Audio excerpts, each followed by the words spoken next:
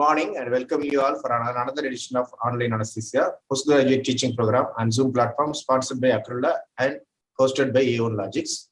Today we have two interesting case discussion on mitral stenosis and mitral stenosis complicating pregnancy. Today moderators are Dr. Chaitanya and Dr. Rikesh, and the postgraduate from 10April Medical College, Dr. Praveena and Dr. Ramya are participating. Today's session will be coordinated by Dr. Rajesh J. Prakash. So over to you, Dr. Rajesh. Good morning, sir, and good morning, everyone. As sir told, today we have two interesting case discussions, and they are definite cases in postgraduate exams, both for national board and CMD exam. So we have two postgraduate teachers, Dr. Ramya and Dr. Praveena, doing MD in Kanyakumari Medical College, and they are final year PGs. And the two examiners for today's session are Dr. Chaitanya Kamath, my good friend, and she is from Karnataka. She had done currently as a professor JNMC Belagavi. She had done a lot of achievements during her career, and she had got gold medal in the MD examination. And a very interesting thing is she is very much interested in teaching yoga. So you can see her as a faculty in almost all national conferences for yoga teaching. Welcome, Dr. Chaitanya. And the second examiner is Dr. Rikesh. It's a very proud moment for me because my own student conducting a session as an examiner, and he did DNB anesthesia under us, and then he finished his FNB cardiac anesthesia. Right now, he is a consultant cardiac anesthetist in Apollo Hospital, Madurai. Welcome, Rikesh. So the session is like this. We have two sessions. The first session will be mitral stenosis general considerations. That means mitral stenosis patient for non-cardiac surgery and cardiac surgery. And the second session will be pregnancy with mitral stenosis, which is a very common exam question. So we'll start with the case presentation. And now I ask Dr. Praveena and Ramya to start with their case presentation. And Rikesh and Chaitanya, both of you can ask questions. Over to you, Ramya and Praveena, and the model. Yes, thank you.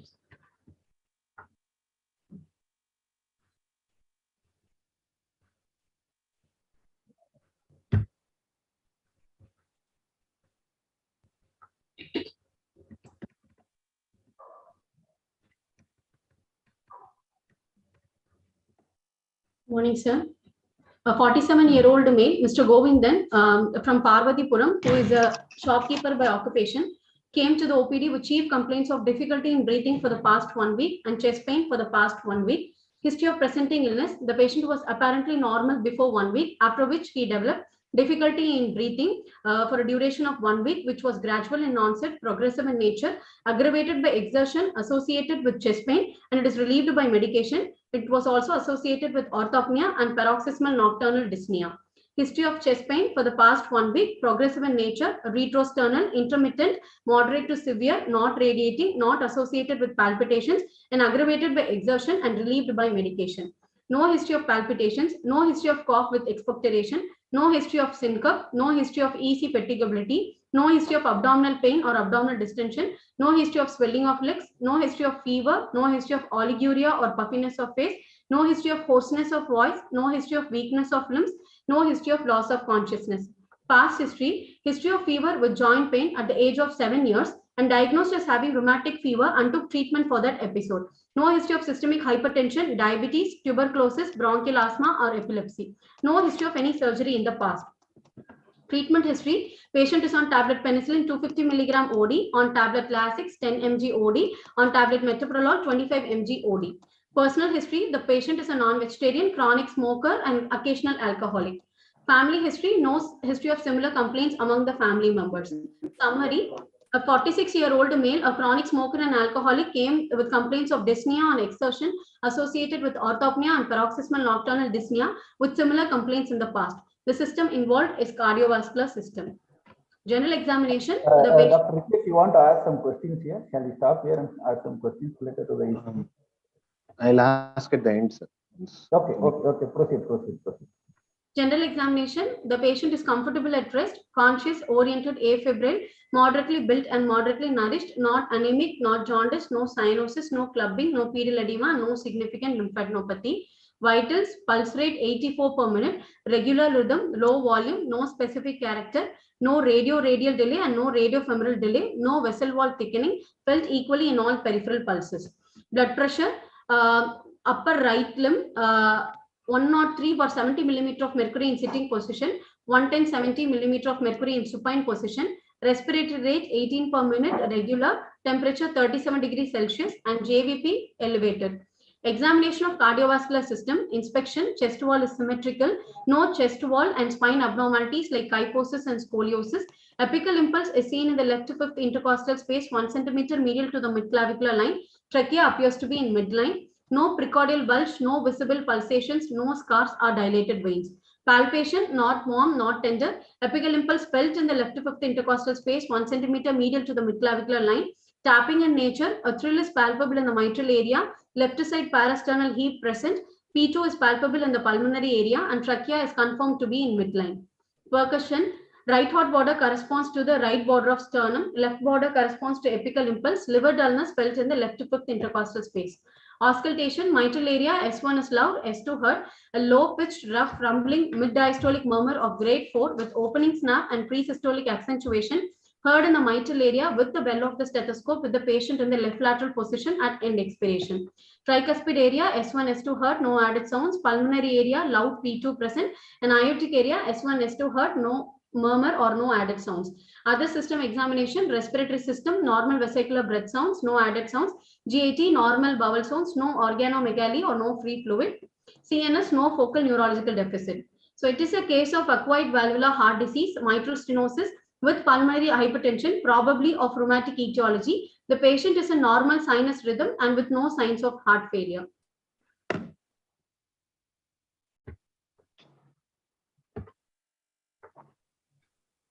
Rikesh and Dr. Chaitanya, I can start with the question. Okay. My first question is, patient is having complaints of breathlessness for past 1 week, then associated with chest pain. What might be the cause for chest pain in this patient? Patient may go for pulmonary hypertension, sir. Okay. So then pulmonary hypertension, right ventricular dysfunction, so right ventricular ischemia may happen, sir. So patient may have chest pain and dyspnea symptoms may be due to increase in left atrial size and left atrial enlargement. So increased left atrial pressure causing the pulmonary venous congestion and pulmonary arterial hypertension. No. I want only one answer. What is the cause for chest pain in this patient? Pulmonary hypertension. Yeah, pulmonary hypertension and right ventricular strain. Because of pulmonary hypertension, there may be right heart will be struggling to pump against high afterload. Okay. And with your history itself, you told you came to the conclusion of cardiovascular system. Yes, sir. Okay, why not respiratory system? He's a chronic smoker, could be COPD. What made you come to the conclusion of cardiovascular system just with history? Patient already have the history of the rheumatic fever, sir, at the 14 years of age, and also the similar complaints in the past, sir. And here the main complaints is breathlessness, sir, not associated with any cough with expectations, sir. Okay. Dyspnea is followed by dyspnea is present initially, sir. Whereas in case of any respiratory disease, initially cough and expectoration will be there, followed by dyspnea, and now case dyspnea was the presenting complaint, sir. Okay. Another important thing is orthopnea and PND. That Yes, itself will orthopnea. usually rule out respiratory system. Rajesh, sir, I have a doubt. Rajesh, sir? Yeah. Can I give my suggestions also, or Yeah, will you do it at last? can. Okay. You told the patient is not in heart failure at the conclusion, right?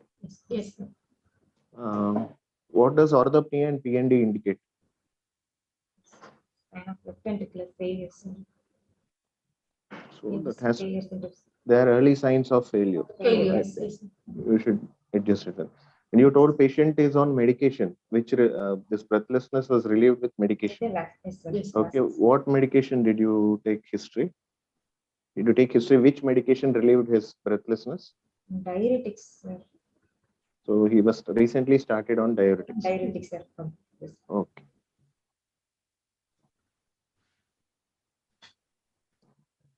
You told history of rheumatic fever is there, right? Yes, sir.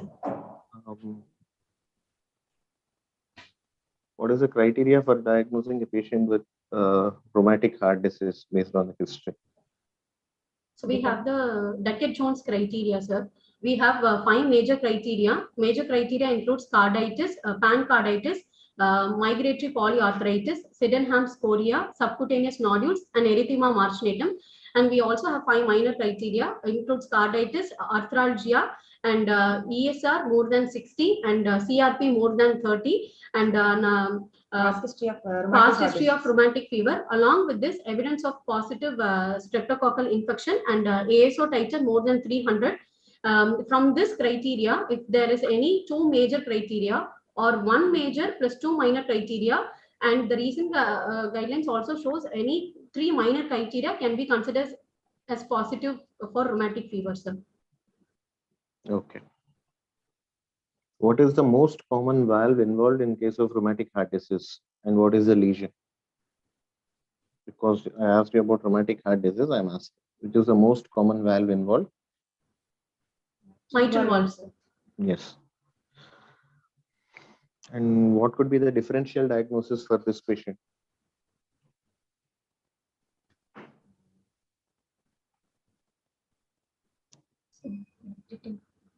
What are the differential diagnoses you want to put for this patient apart from mitral stenosis?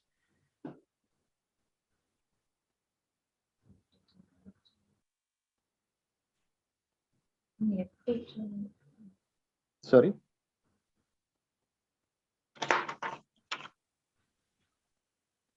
Okay, there could be a coexisting ischemic heart disease. So patients over 40 years and who is a chronic smoker, they are prone for ischemic heart disease because chest pain and breathlessness and with early signs of heart failure, that comes into criteria of coronary artery disease also. Okay. And how will diuretics help in reducing the symptoms of breathlessness? You told patient is on diuretics. He was started on diuretics, with which his symptoms improved, right? So how will diuretics help? Or if diuretic, first you tell me, how will diuretics help in relieving his breathlessness? Decreasing the water retention, sir, is the main pathology behind the using the diuretics in the failures, sir. Okay. So patient with mild mitral stenosis, mild or moderate, when will we have symptoms of breathlessness or like chest pain? He may be a patient of mild, moderate, or severe mitral stenosis. But when will a patient of mild mitral stenosis have the symptoms which you mentioned? When can it happen?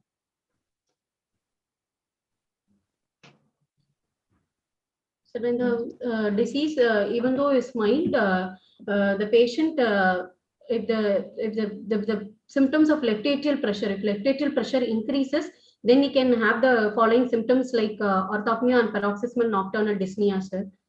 Okay. No, I'm asking, the patient is having breathlessness, right? Yes, sir. This patient you didn't do echo as of now. No. Yes, no. So he may be a case of mild mitral stenosis, he may be a case of moderate mitral stenosis, it may be a case of severe mitral stenosis with all the complications like pulmonary hypertension, RV failure, all. But when will a patient of mild or moderate mitral stenosis develop symptoms? Sir, if since mitral stenosis is a fixed cardiac output state, sir, the myocardium won't be able to supply if there is going to be any increased metabolic demands by the body, or if there is going to be any fluid blood volume, if it is increased, then the LV won't be able to cope up with the won't be able to cope up with the stress. And since it's a fixed cardiac output state, the patient may deteriorate and have the following symptoms, sir. Even with mild or moderate, yes. Even with mild or moderate disease. So tell me examples when it can happen like this. Metabolic demands during fever, exercise, pregnancy, all these conditions, the metabolic demand may increase, sir. Whereas the blood volume, it will also, especially in pregnancy, and in this patient, that is when the left as such, when the pathophysiology develops, he might progress to symptoms, sir. Yes, good. So this case of patients of mild mitral stenosis, they won't present you as a case of mild breathlessness or something. Only there should be some factor which will stimulate them to develop these symptoms, like you told, fever, pregnancy, all those things. Infections. Yes, where the cardiac circulatory overload will be high and heart will be struggling. Yes, sir. So why you told a lot of negative history in your examination, in your history taking? Can you tell me why you took so much of negative history for each? Can you put that slide where Yes, you sir. took a lot of?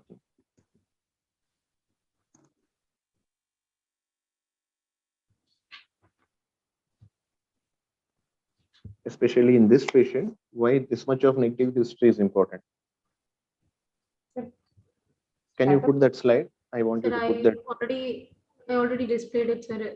It's not visible, sir. No, I'm not able to see. 1 minute, sir. Yeah. So why did you take history of palpitations in this patient? I'm retrospectively asking. What could, if patient would have got palpitation, what would it suggest? Patient has gone for any thromboembolic episodes or any arrhythmic events, sir. Yeah, So arrhythmic. gone for palpitations. Don't come it as thromboembolic. It could be some arrhythmias. Cough with expectoration. Then if palpitations are there, then it is like which chamber is involved? RA, RV, LA? LA, sir. Yeah, due to Left left atrial. atrial enlargement, patient is prone for Arrhythmias. atrial fibrillation and palpitation. Cough with expectoration. When there is left atrial enlargement, sir, Yes. eventually there will be impeding of the venous drainage, sir. So this will lead Yes. to pulmonary hypertension, sir. Yes. So pulmonary congestion and pulmonary edema. Okay, this may predispose the patient to the orthopnea, dyspnea, and also the cough, sir. Okay. So if a patient is a case of chronic mitral stenosis, like he is with mitral stenosis on medicine for a longer time, maybe or 3 or 4 years, then is he prone for pulmonary edema? Sir, in acute left atrial failure, the patient is more prone for pulmonary edema, sir. Or else acutely he won't develop pulmonary edema due to the increased left atrial pressure. the other changes in the pulmonary vasculature, like the pulmonary hypertension, and indeed that will promote the right ventricular hypertrophy. You'll have signs like that, sir. Acute pulmonary edema is precipitated when the patient has increase in acute left atrial pressure increase. Only you'll have, sir. Okay, as the disease progresses, his vasculature will become adjusted to this thing, intimal hypertrophy will happen. Yes, sir. And they are relatively resistant to pulmonary edema. Then Yes, they sir. will start presenting with features of right heart failure. Right heart failure, sir. Okay, and why syncope? Sir, since it's a fixed cardiac output state, sir, the patient can go in for syncope when he during exertion. When the output is reduced, he can go in for syncope due to the transient loss of decreased supply to the brain, and no issue of EC fatigability. The fatigability is also due to the reduced cardiac output status, sir. Okay, just in the case cancel. Okay, so syncope and easy fatigability may be due to low cardiac output. Cardiac output state, sir. So what I am very specific about this negative history because this will tell you at which level the disease has progressed. That is the reason why I'm asking you very specific about this. Okay. Why abdominal pain, abdominal distension? Right heart failure, sir. So signs of the right heart failure, swelling of like speedal edema, abdominal pain, and abdominal distension are right heart failure symptoms, sir. So to rule out right heart failure, I'm asking this negative history and this history. Fever. Fever to rule out any history of infective endocarditis associated with the infective endocarditis, sir. So to rule out that fever is, or any history of recurrent of episodes of rheumatic fever also, we can ask for fever history, sir. Oliguria and puffiness of face. That's the right heart failure symptoms, sir. Decreased urine output and edema will be there, sir. Okay. Why hoarseness of voice? And there's a syndrome called Ortner syndrome, sir. Due to left atrial enlargement, there is a compression of the recurrent laryngeal nerve, sir, on the left side. Okay. Okay. And history of LOC to rule out transient ischemic attacks, sir. So due to fixed cardiac output, there for weakness of limbs, it is due to the thromboembolic manifestations. Why can thromboembolic event happen in case of mitral stenosis? When there is a left atrial enlargement, there may be atrial fibrillation, sir. When there is an embolus or thrombus in the left atrium, it can dislodge to the cerebral circulation, sir. Okay. What is the most common site of clot in left atrium? Appendages, left atrial appendages. Yeah, left atrial appendage. That is the most common site. And once the patient develops atrial fibrillation, they are more prone for development of this thromboembolic manifestations. Yeah. So now coming to clinical findings. Show me the slide of auscultation. Yeah. Can you tell me why this murmurs are happening? Why this murmur is happening? Why the S1 is loud? Mean diastolic pressure gradient is increased, sir. Okay. Actually, since there is a stenosis, sir, there is going to be a development of the transvalvular pressure gradient in order to push the blood from the left atrium to the left ventricle, sir. So what happens is, sir, during there will be a wide excursion of the mitral valve leaflets, sir. So when due to the increased transvalvular pressure gradient and during the early part of the ventricular systole, when in the ventricle systole, the point where the mitral valve has to close. At that time, there is since the leaflets are in wide excursion, they has to close from distance, and hence they will close rapidly, or that will produce the loud S1, sir. Okay. Next slide. What does that loud P2 indicate here? Pulmonary hypertension, sir. Patient in pulmonary hypertension.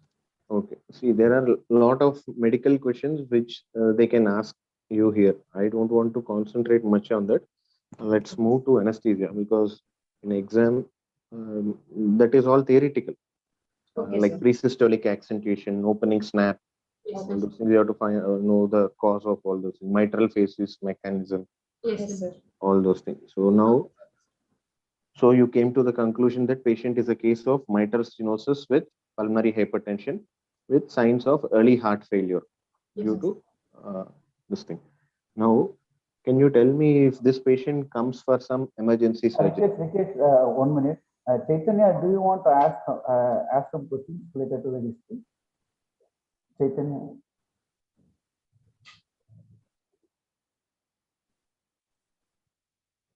Yeah, your patient had predominant chest pain, more than dyspnea. And age is how much you told? 46 years, ma'am. Yeah. So what could be your first differential diagnosis? Ischemic heart Pain and disease. dyspnea. Ischemic heart disease, ma'am. Yeah. Probably First you think of ischemic heart ischemic heart disease. disease. Yeah, and around 25 to 30% cases of MSR have coexisting ischemic heart disease as well.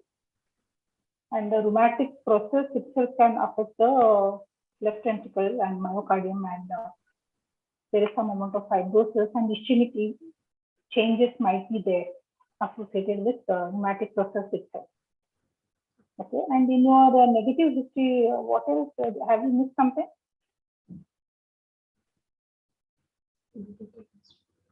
Commonly asked in the examination. They are interested in one term along with the expectation.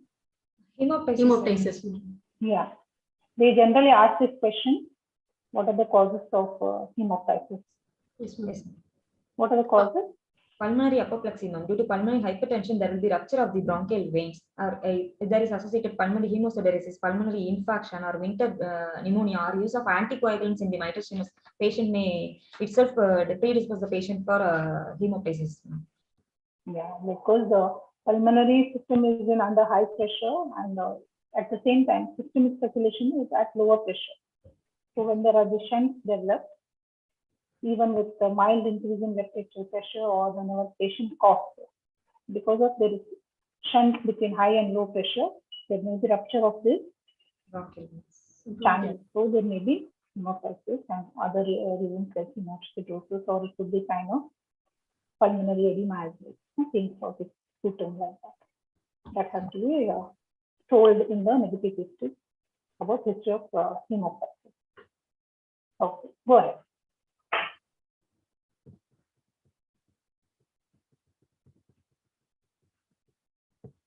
Rikesh, you can start with your questions. Rikesh.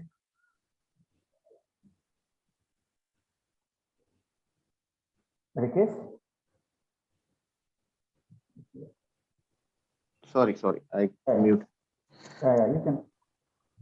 Okay, if this patient comes for some emergency surgery, the same patient comes for some emergency surgery, so how will you proceed? What all investigations do you need? First, I asked for the history, sir. History Okay. of No, history you have taken. You have come to some conclusion that this is a case of probable mitral stenosis with pulmonary hypertension. Then he comes with actively bleeding hemorrhoids. Okay. So I will ask for CBC, sir. First, routine investigation. I will go with routine investigation such as CBC, sir, to rule out any anemia, sir, and then TCTC count, sir, for any to rule out any history of fevers in presently is presented with fever or not, sir, and then blood glucose level and serum electrolytes to rule out any dyselectrolemia, sir. So this why electrolytes? I didn't get you. So, high risk for perioperative arrhythmia in this case. Sir, and the patient is on diuretics and if the patient is on digoxin, also as per electrolytes. Yes, he's on diuretics, right? and digoxin. So there can be he's on metoprolol, I think. Yes, sir, Yes, metoprolol. If the patient is on diuretics and digoxin, we are more concerned about the serum electrolytes. Why is very specific for digoxin? Hyperkalemia can occur due to the administration of digoxin, sir. And in hypokalemia, the digoxin, the patient is more prone for digoxin toxicity also. So we have to monitor the potassium levels, sir. Okay. So next. That's it. Biodation profile for this patient, sir. Okay. This is the routine blood investigation, sir, and ECG and chest X-ray, sir. And this is an emergency, so I can't ask for an Emergency echo, sir. Echo, you can do it within 5 minutes if your hospital have it. To confirm, because without confirming the diagnosis, you cannot proceed. Yes, yes. Okay. So if it will take lesser time than shifting the patient for an X-ray or ECG. It will hardly take 5 minutes. So echo should be included. No? Okay, Okay, okay, sir. Okay. Then what all changes you will find in ECG for this patient? So What do you expect? P mitral, sir. Bifid Okay. What is it? What is P mitral? So in lead 2, there will be bifid P waves, sir. Okay. Why? due to the right atrial enlargement, sir. Okay. Then And the signs of right ventricular hypertrophy, sir. So right axis deviation is there or not? And to rule out AF, I can see the rhythm, sir. Or if there is an absent P wave or irregular rhythm. So to rule out AF, ECGs must. okay. Then So in chest X-ray, mitral stenosis evidence of the splaying of the carena, sir. If there is left atrial enlargement, atrium within atrium, that is double atrial shadow, I can see, sir. And Kerley A lines and Kerley B lines, sir. And if prominence of pulmonary veins in the upper lobe, sir, this leads to antler signs. And left straightening of the left heart border will be this. okay. Why does this straightening happens? So usually the pulmonary bay will be concave, sir. But in the patient go for pulmonary hypertension, mitral stenosis, the pulmonary bay become convex, and this leads to the straightening of the left heart borders. And aortic knuckle also will be aortic knuckle also due to the fixed cardiac output or the low cardiac output status. The aortic knuckle will be drawn inward, sir. The pulmonary bay will be prominent because of the increased pulmonary arterial hypertension. And there is also going to be the left atrial appendage also, it will become prominent, sir. So hence there will be a straightening of left heart border, sir. Okay. And left ventricle also can be atrophied or shrunken. Okay, sir. Okay. And they did an echo. So they told this is a patient of moderate MS. Yes, yes. So how will you grade mitral stenosis after seeing an echo? Seeing the mitral wall area, sir. More than 1, it's mild, sir. More than 1.5 is mild, sir. 1 to 1.5 is moderate, sir. When the mitral area decreases to less than 1, it is severe, sir. And also the diastolic pressure gradient, sir. If it is less than 5, it is mild. 5 to 10, moderate. More than 10, it's severe, sir. And then pulmonary artery pressure, we can grade into. If there is mild, there is a less than 30 mm mercury, sir. In moderate, 30 to 50, sir. In severe, more than 50, sir. Sorry, I didn't get you. Tell me again. Pulmonary artery pressure, sir. Less than 30, it is mild, sir. 30 to 50, it is moderate. And when it goes more than 50, it is severe, sir. Which pulmonary artery pressure? Systolic, diastolic, mean? Mean pulmonary artery pressures. Okay. Are you sure? Systolic pressure, sir. Okay. See, I want to tell you one thing. Okay. Another score called Wilkins score, sir. Mitral.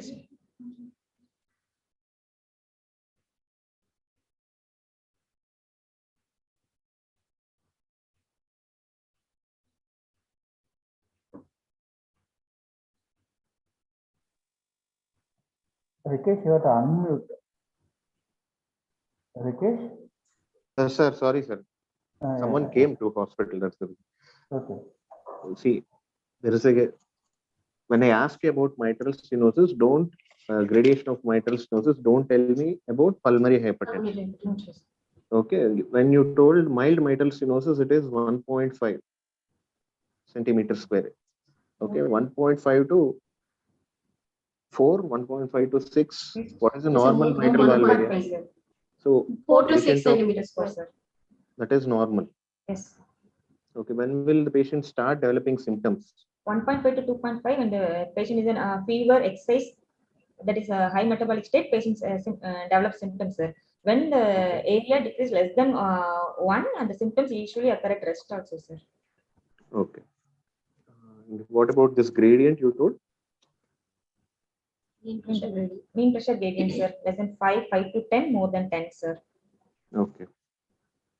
And there is another score called Wilkins score, sir, based on the 4 parameters: valve leaflet thickening, calcification, sir, mobility, and suborbital calcification, sir. Okay. How Wilkinson score will help us in this case? You tell me. If the patient goes for percutaneous transmedullary commissurotomy, sir, it will predict the outcome of the patient, sir. Okay. I didn't ask you about that, right? I was asking about this patient for emergency hemorrhoidectomy. Okay. Okay, sir. So what all you will specifically ask for in echo, apart from this gradation of mitral stenosis, what all will you specifically ask? So from echo in 2D B mode echocardiogram, we can see about the diastolic dooming. We can grade the severity of mitral stenosis using the valve area, and we can also see the left atrial dimensions, and we can also rule out if any presence or thrombus in the left atrium, sir.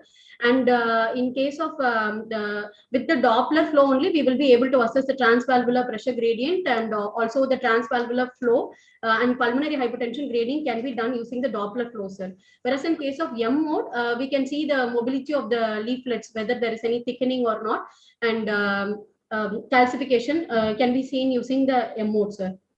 Okay. No, anything else apart from mitral valve you want to see? I'm asking. In echo. Sir, from echocardiography, ejection fraction also I would want to know, sir.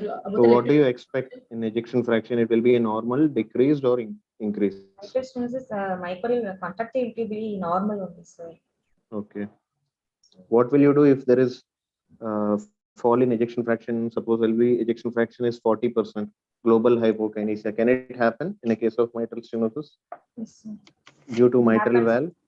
Yes, sir. It may happen, sir, when left ventricular dysfunction due to decreased filling of the left ventricle. If the left ventricle goes for atrophy, muscle can go for atrophy, sir. Okay. That time left ventricle contractility get compromised, sir. Okay. That time left ventricle dysfunction can happen, sir. Okay. If there is any regional wall motion, if anterior wall hypokinetic with LVEF of 40%, it's not a global hypokinesia. If it is a regional wall normality, then I would suspect of any ischemic heart disease, associated ischemic heart disease for this patient, sir. okay. Then what else? Ejection fraction. Then what all will you see more? So Left atrial appendage would you like to see? yes, the Any left clot or atrial thrombus, dimensions sir. and any presence of Clot thrombus. Clot or thrombus. Okay. Left atrial size. Yes, sir. Yes, Yes, sir. left atrial dimensions. Okay. The more the size of left atrium, the more he is prone for thrombus and arrhythmias. Okay. And RV function, is it important in this patient or no? Yes. Yes, sir. Important. Pulmonary Okay. hypertension. Patient with pulmonary hypertension. So how will you? So this is a bit higher end question I'm asking you because you're answering well. So how will you measure pulmonary pressure at echo? Usually you will require SWAN to measure pulmonary artery pressure, right? Yes, sir. So how will you measure it in echo? Do you know? So we have to see the pressure half time. We have to see, sir. No, pulmonary hypertension I'm asking. PA pressure, pulmonary artery pressure. So you should measure tricuspid regurgitation. The patient, to measure a pulmonary artery pressure, patient should have some tricuspid regurgitation. Okay, sir. So by tracing that tricuspid regurgitation, you will get to idea of pulmonary artery pressure. Okay, based on that only you can tell. Okay. Yes. Okay. So patient is a case of. So patient is a case of mitral stenosis with pulmonary hypertension with RV dysfunction. So what anesthesia would you like to give for this patient? Rikesh, can I ask one small question? Yes, sir. Yes, sir. Please. They mentioned about the pressure half time. What is pressure half time and what is its importance in mitral stenosis? The pressure half time will tells us about. We'll give an idea about. I wanted to know from the postgraduate Rikesh. Okay, Whether they know the significance of pressure half time. Okay, sir. The pressure half time taken for the gradient, the pressure gradient across the mitral wall to decay to its half of its peak value, sir. So from here we can assess the mitral wall area also, sir. Mitral wall area is equal to 220 by pressure half time, sir. And pressure of time is also used for the grading, to grade the severity of mitral stenosis, sir. In mild, it will be around 140 to less than 140, sir. In moderate, 140 to 220 milliseconds, and if it is more than 220 milliseconds, it indicates a severe disease, sir. Yeah, very good. Okay. Okay, it is the other way to tell, like, because pressure 220 by pressure half time gives us the mitral valve area. Yes, sir. Okay, so you need not tell this pressure half time for grading the severity, because it will obviously come in this valve area. Okay. Okay, sir. Okay, sir. Okay. Then how will you induce it? What is your choice of anesthesia for this patient? And what all monitoring do you require? Sir, I have another 10 minutes, right? Rajesh, sir? Yeah, you can proceed. You have 10 minutes. Okay. What all monitoring do you require for this patient? The standard ASA monitors, sir. First ECG, NABP, and saturation, sir, and ETCO2 and temperature probe, sir. And this is the case of the mitral stenosis, sir. So special hemodynamic monitoring, I may ask for TE, sir. And sorry, then the major surgery cases, TE. No, why TE is normal echo? Isn't it enough? Because you are not operating on the chest, right? Yes, sir. So normal echo will be enough. Okay. Yes, sir. Okay.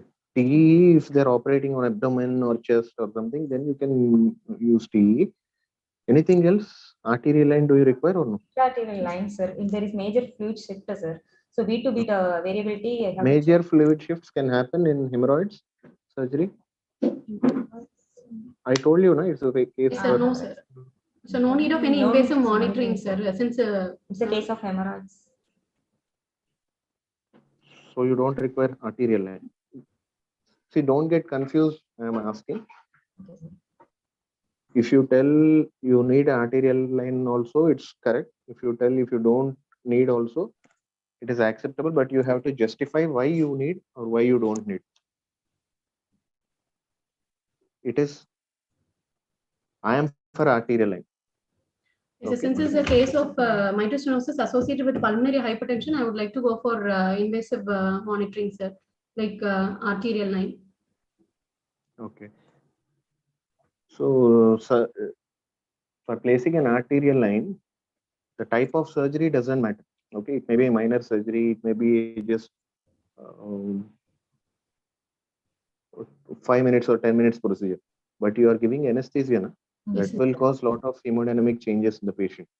Yes, So for that you need an arterial line. okay, sir. Okay, then do you want central line for this patient? No need, sir. No, sir. Yes, central line is not needed. So how will you induce this patient for anesthesia? So what is your choice, general or regional? Sir, I go for general anesthesia, sir. Okay. Why? Why Why general? Why not regional? The mitral stenosis is associated pulmonary hypertension, sir. Okay. And also the impeding signs of the failure is there, sir. Sorry, I didn't get you. Failure symptoms are there, sir. So if any post-op respiratory problems occurs, I will manage with ventilation, sir. That's why I prefer GA in this case, sir. Okay. See, I'm telling about isolated pulmonary hypertension. Okay. In case of isolated pulmonary hypertension, leave about mitral. You are again and again telling about pulmonary hypertension. That's why I'm telling. In case of pulmonary hypertension, there will be rise in pulmonary artery pressure if you use GA, if you give GA. So in them, especially regional anesthesia will be preferred. But here, as there's a case of MS, severe MS with pulmonary hypertension, spinal may cause problems. So graded epidural can be given, or GA is always safe. Okay, sir. Okay. See, I am not doing cardiac anesthesia, general anesthesia, but this is a suggestion. Okay. So if you want to go ahead with general anesthesia, So you tell me what induction agents do you use? So first, my hemodynamic goal is to avoid tachycardia, sir. So maintain adequate afterload and controlled ventricular response, sir. No, you tell me again what? So my main goal is to avoid tachycardia, sir. Tachycardia Okay. and maintain adequate afterload and payload, sir. And I have to maintain the controlled ventricular response, sir. So for induction, during induction, to anti-anesthetics, sedatives like midazolam, sir, I will go with midazolam 0.15 mg per kg, sir, to elevate, to blunt the stress. 1 minute. I want to obstruct here. See, first of all, if I ask you hemodynamic goals of anesthesia, you should start with preload, afterload, contractility, heart rate, contractility, and pulmonary regarding vascular pulmonary resistance. vascular resistance, avoid hypoxia, hypercarbia, acidosis. Okay. When can this happen in case of GA or regional anesthesia? Pulmonary you asking about PVR, no? Yes, sir. General anesthesia. Yeah, that is the reason why I told you. Okay. Then what about preload? You should maintain preload, or you should?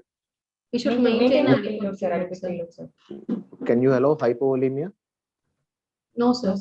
Adequate preload has to be maintained, and adequate afterload also has to be maintained, sir. Any decrease in systemic vascular resistance, any decrease in SVR also is not tolerated by the patient, sir. So we have to maintain the adequate preload, adequate afterload, and we should also maintain the adequate contractility, and in order to avoid the increase in pulmonary vascular resistance. What is maintaining adequate contractility? See, preload and afterload, they are very sensitive to low preload and low afterload. They can tolerate even higher preload and higher afterload. Okay, but they're very sensitive to low preload and low afterload. Now you told something about contractility. What is maintaining contractility, or what is decreasing contractility, and what is increasing contractility? Why do you want to decrease contractility, or why do you want to increase contractility, or why do you want to maintain contractility? You told you want to maintain, right? Yes, sir. Why you committed that word, maintain contractility? So we should not give any cardiodepressant drugs, sir. And like. So mainly, we should avoid inhalation agent. Halothane should be avoided, sir. It has an arrhythmogenic potential, sir. Okay. So I would avoid halothane, sir. Okay. So whether any of your drugs increase cardiac contractility? Ketamine can increase. Digoxin can increase the. No, anesthetic agents. Ketamine can increase, sir. Okay. Here you should tell for contractility, avoid increase in contractility. Yes, sir. Why? Because it is not about contraction. Be very clear. It is not about contraction. All the drugs which increase contractility will invariably increase the heart rate. Heart rate, sir. It will produce tachycardia. Which is very detrimental for this patient. Yes, sir. That is the reason why you have to avoid increasing contractility. If there is any wonder drug which won't increase heart rate and only improve contractility, that's not bad. That's not a bad idea. But there won't be any increase in cardiac output with that, because it's a fixed cardiac output state. Okay. Then heart rate, it should be low, or it should be high, or it should be. Which do you prefer, lower heart rate or higher heart rate? Normal or lower, sir. Low to normal, higher heart rate, sir. Yes. Higher tachycardia should be avoided at any cost. Yes, sir. Okay. So you will go ahead with general anesthesia. Yes. Then what else? So the patient will be placed in lithotomy position, right? Yes. So is there any precaution needed, or you can just, once you induce anesthesia, you'll ask them to go for? So we should oxygen supplementation, sir. General anesthesia anyway you are giving, no? So during lithotomy position, we should be very careful, sir, because during that position, there is going to be a sudden increase in the venous return, and which the patient won't be able to cope up, sir. So the position has to be done in a very gradual manner, sir. The sudden the extension of the leg should not be done. It should be done in a very gradual manner, sir. Okay, good, very good. And this is very important when you are giving regional anesthesia for these kind of patients. General anesthesia, anyway, pulmonary edema can't happen. but there can be rise in pulmonary artery pressure and all those. Okay. Even while extubation also, tell me what precautions do you take while extubating the patient, and what are intra-analgesia, adequate intra-op analgesia, depth of anesthesia should be adequate. Yes, sir. Then post-op you opt for ventilation, or you can extubate on table. You can extubate the patient on table, sir. Okay. Here is where you can do an echo to see if there is any right ventricular dysfunction or something with after anesthesia. Pulmonary hypertension may be high, right, after inducing general anesthesia. So RV may go for acute failure. If there is nothing, here is where your echo will help, either TE or transthoracic echo. Okay. Okay. Yes, So you'll extubate in a pain-free state. yes, sir. No need to send the patient analgesia. for, no need to send the patient for post-op ventilation. Yes, sir. So have you seen cardiac surgeries? No, sir. Mitral valve replacement and all? No, sir. Give me a minute. Rajesh, sir. You can start your slide screen. Sir, shall I give them a small idea, because they have Yeah, you haven't can seen proceed. cardiac surgery. You can proceed with the slide. Sir, okay. Sir, will you share this PowerPoint I sent you yesterday? Yeah, 1 minute, 1 minute.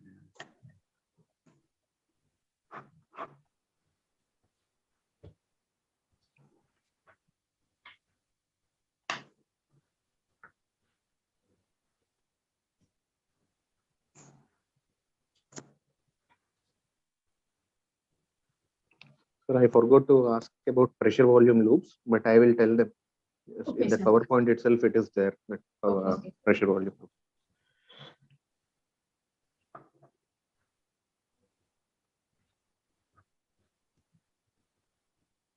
Can you see something there? No, sir, not yet. Yeah, 1 minute.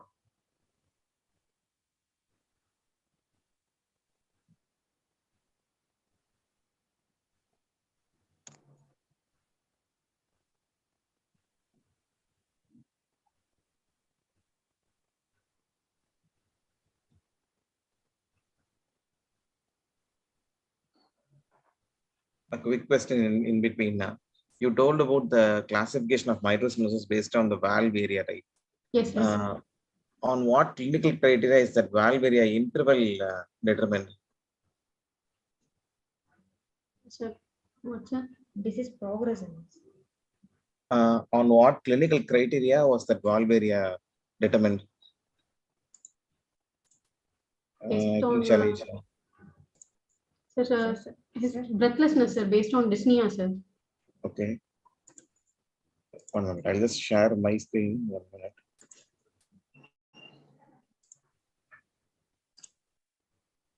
Are you able to see the screen? Yes, yes, sir.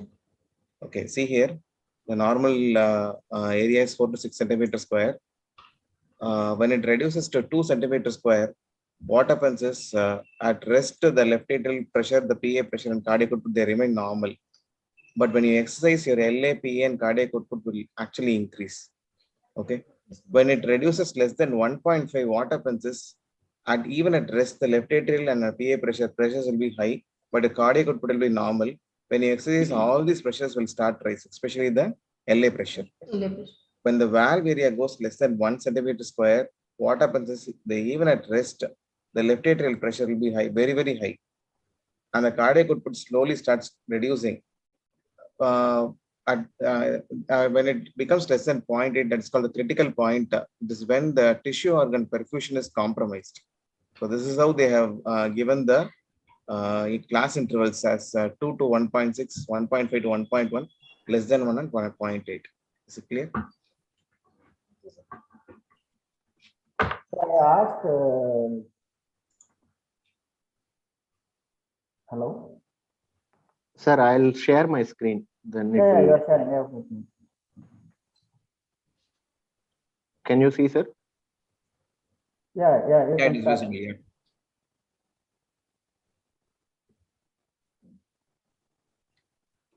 Should I hold on to this slide or should I move to the next, sir? I will move it, ma'am. I will move it.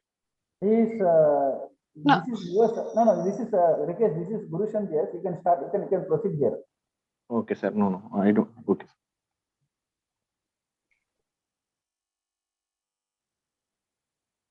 Okay. Pathophysiology, anyway, they explained, sir. They already told all the changes that happen. See, in mitral stenosis, because it is online, you may not be able to draw, but pressure volume loop will be shifted to left. Okay. Yes, sir. Hope you know what is a pressure volume loop. Yes, sir. Can you go to next slide, ma'am? It is for pressure volume loop consists of 4 points: A, B, sir. C, and D. Yes, sir. So A is where aortic valve closes. Okay, and A to B is isovolumetric contraction. Relaxation. Hello. Yeah, you can proceed. You are audible, sir. Yeah, you are audible. Okay. You are audible. And B is where mitral valve opens. Okay, sir. Okay. See, there is no change in volume of the left ventricle from A to B. And B to C is where the blood flows from left atrium into the left ventricle. Okay. And C, mitral valve closes, and it D, aortic valve opens. So C to D is isovolumetric contraction. Yes, sir. Okay. And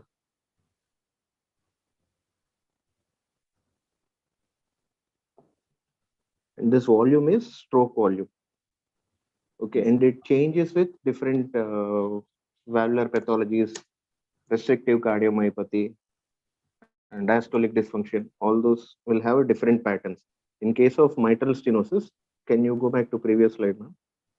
See, in case of mitral stenosis, here the mitral valve closes early, that is point C.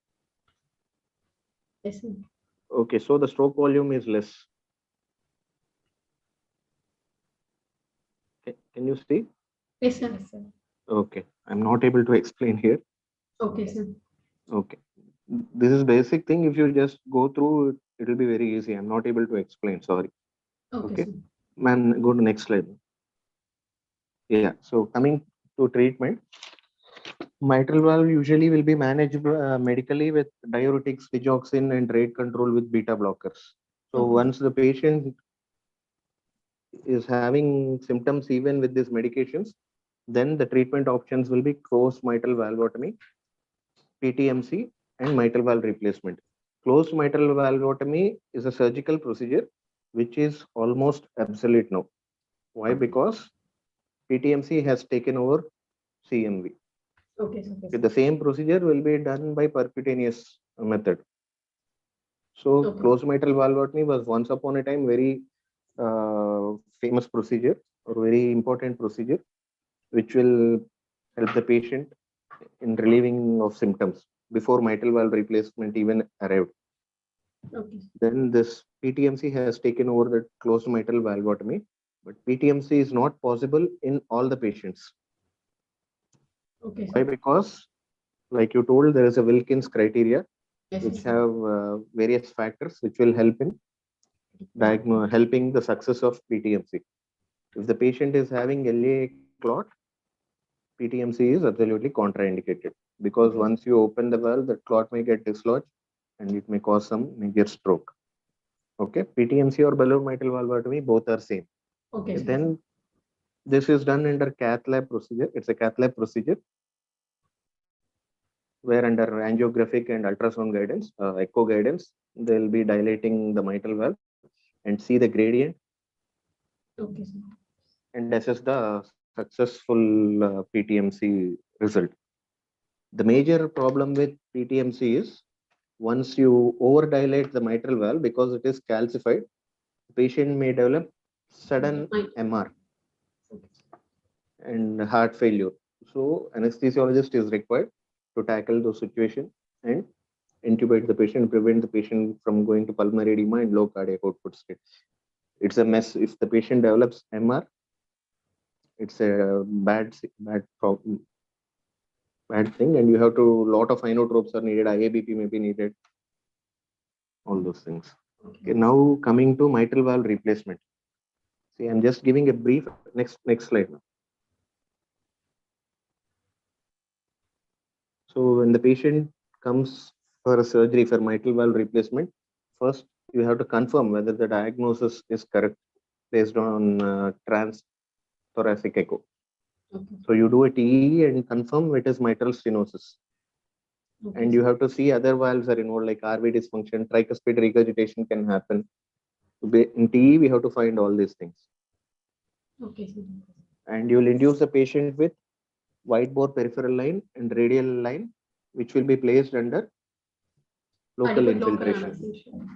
And standard induction for drugs, because myocardial depression won't be of detrimental effect. I usually use thiopentone, sleeping dose of thiopentone. Etomidate is good enough. Propofol better to avoid because it is reduces SVR significantly. Okay. Okay. My drugs are thiopentone, vicuronium, and fentanyl. Yes, sir. And I'll make sure that patient is adequately filled. Okay. Yes, sir. And any hypotension will be tackled with vasopressors, boluses, intermittent boluses of noradrenaline or phenylephrine. I'll avoid tachycardia and I'll maintain contractility. I won't give any inotropes will not be given to the patient in case of any hypotension or whatever it is. Okay. And ventilation with low tidal volumes and no PEEP at all. Okay. Any hypotension, we should correct it with vasopressors or fluids. Anyway, transesophageal echo is there. So you can assess the volume status and you correct it with fluids. Okay, sir. Okay. Next slide, ma'am. Next slide, ma'am. 1 minute, sir. So once patient is induced and sternotomy is done, they require 400 units per kg of heparin to achieve activated clotting time of beyond 400 seconds. Okay. This is for safe conduct of bypass so that the circuit won't be clotted. Patient should be fully heparinized. Okay, sir. Okay. Then aortic and venous cannulation will be done. And before going on bypass, you should make sure that patient is properly anesthetized. Okay, sir. Okay. And depth of anesthesia, analgesia. Patient will be under his heart and lungs won't function, but all other organs will be functioning and they'll be in hypothermia. So the dosage of drugs may be slightly less, but before going to cardiopulmonary bypass, make sure there'll be an adequate depth of anesthesia. So once the patient has gone for successful cardiopulmonary bypass, his heart will be arrested by instilling cardioplegia. Heart will be arrested in diastole and native mitral valve is excised. It can be done via LA or RA approach. Left atrium will be, if left atrium is enlarged, they'll prefer to open left atrium. If left atrium is small, it is like initial stage of severe mitral stenosis. They'll open RA, they'll open this interatrial septum, and then they'll approach the mitral valve. It appears complicated, but it is a better approach if LA is not enlarged. Understood? Okay. Okay. Then mitral valve annulus will be measured with different sizes, and prosthetic valve will be implanted after measuring the correct measurement of annulus, and chambers closed, and slowly patient will be rewarmed and heart activity returns. The patient will be gradually weaned from cardiopulmonary bypass. He requires some inotropes usually. Here now there is no problem of giving inotropes because valve has opened up. Okay. And during cardioplegia, heart would have become ischemia. Heart would have gone for ischemia or stunning. All those can happen during cardiopulmonary bypass because heart is arrested, right? Nearly for a period of 45 minutes to 1 hour. Okay. Even though you take adequate precautions like hypothermia, giving cardioplegia and all, they can happen. Okay. Next slide, sir. So there, you see, this is a brief introduction about prosthetic valve. There are two types of valves. prosthetic, tissue and mechanical. First, you see about mechanical valves. Mechanical valves are relatively cheaper, right? And they last lifelong. Even they quote it for 100 years also. But they require long-term anticoagulation. Patient needs to come to hospital every month to check his INR value. It should not be high, it should not be low. It should be maintained. Therapeutic index is very narrow for this acetylene and warfarin. So they require frequent hospital visits for adequate dosage of acetylene. Yes, sir. And because they are on acetylene, they are high risk of bleeding. Excuse me. They are at high risk of bleeding also, and they are at high risk of valve obstruction also. Because if the adequate anticoagulation is not given, there may be a valve may have thrombus and it may get struck.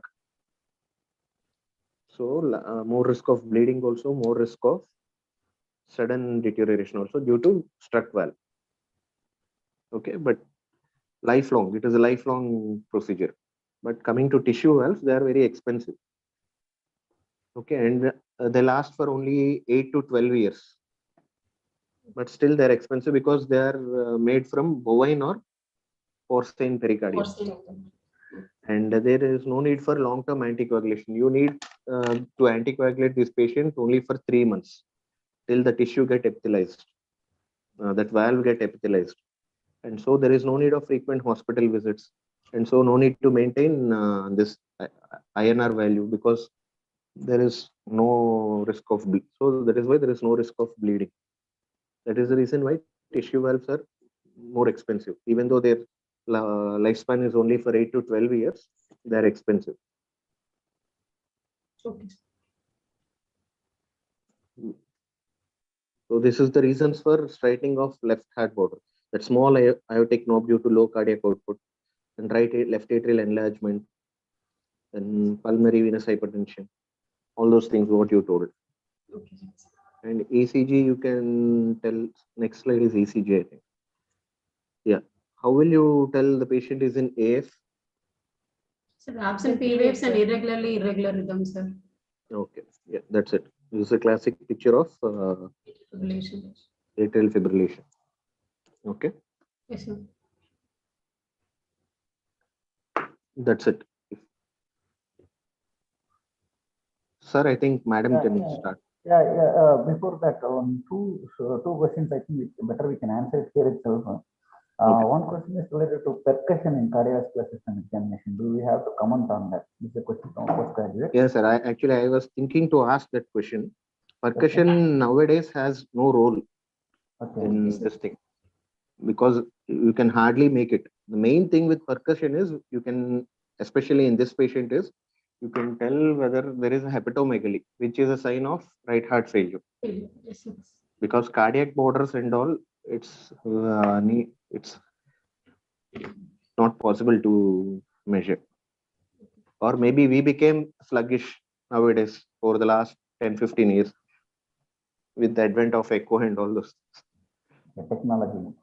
Yes. Okay. Another question is like high opioid induction in this type of patients coming for non-cardiac surgery, minor surgery, or intermediate surgery. Sorry, sir, I didn't hear you. Opioid induction for non-cardiac surgery. Yes, sir. Opioid induction is very safe for this patient because it will reduce the heart rate also and no much effect on cardiac contractility. But the only problem is for a minor surgery, the extubation may be delayed. If it is a minor surgery like I told you, this hemorrhoids, that is the problem. Or else opioid induction can be given. Because it reduces heart rate also, it will be beneficial. But it is not mandatory that once upon a time it was like high opioid induction. That is, it is not mandatory for high opioid induction. Okay, then we will move on to the second session. That is pregnancy with mitral stenosis, which is a very common clinical case discussion happening in every exam. So, Dr. Chaitanya, can we start with the case scenario and discuss? Okay. So now we learned in other plain MS. Now superadded with the pregnant patient, superadded with the MS. So I'll start question. So what are the further the pregnancy changes? How they affect the pathophysiology of mitral stenosis? How it worsens the condition? There are certain cardiovascular changes which occurs during pregnancy, ma'am. There is going to be a physiological increase in heart rate of 15 to 20%, and there will be an increase in stroke volume of 15 to 30%. And in overall, there is going to be an increase in cardiac output of 40 to 50%, ma'am. And also there will be a decrease in systemic vascular resistance of up to 15 to 20%. So hence all these changes added, the patient is already since the mitral stenosis patients, they won't be able to tolerate any high output state. Since it's a fixed cardiac output state, ma'am. But pregnancy by itself will, it produces a high output state, ma'am. There is going to be increase in cardiac output, and tachycardia is also going to be there, ma'am. So all these changes are exactly the opposite of your anesthetic goals. What you told. Yes, ma'am. So all heart rate, you want to keep it lower side, it is increasing. Yes, you want to maintain SPR, it is falling. Yes, you want to reduce PVR, it is increasing. Yes. So all these things are exactly opposite of your anesthetic goals in MS patient. Yes, ma'am. Further, what happens during the labor?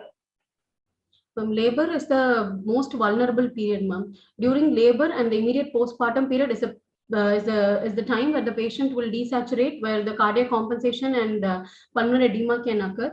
It is mainly due to the autotransfusion, ma'am. Immediately after delivery, there is going to be autotransfusion, and there is going to be flooding of the central circulation, which the patient won't be able to cope up, and hence they can develop pulmonary edema, ma'am. Yeah. Further, due to labor pain, they have yes, ma'am, labor pain, and that point also due to sympathetic stimulation, they are going to have further tachycardia will be more pronounced at that time, ma'am. So during the labor and the immediate postpartum is where the patient is more prone for decompensating, ma'am. Yeah, they all do. There is labor pain and there is iopecal compression. Yes, ma'am. And also transfusion as well. Not only immediate postpartum, till up to 72 hours for postpartum. Yeah. Even a week, you can consider yes. High risk phase for yes, any MS patient post delivery. Yes, ma'am. Okay. Now I will give you a hypothetical situation.